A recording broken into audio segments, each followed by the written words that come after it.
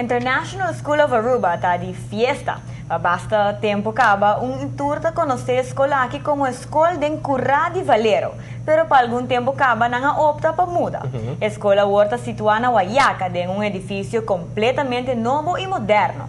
Para ampliar o curso na International School of Aruba opta também para fazer facilidade mais grande. Caminha com uma celebração grande aqui queda inaugurar.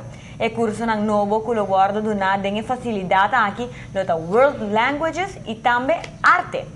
A IAC está sumamente contente para prosseguir crescer e assim dar a melhor educação possível na sua alumna. Departamento de Prensa de Governo suministra-nos a seguinte imagem.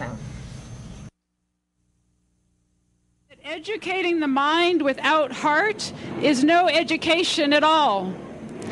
The languages and arts are the heart of education. And with this building, ISA will educate the students of Aruba with heart as advised by Aristotle through the arts, through the dialogue, and through the visual and performing arts. At this point, I would like to invite Prime Minister Ayman to please come and cut the ribbon, and so we can begin to enjoy this amazing facility. Please come forward.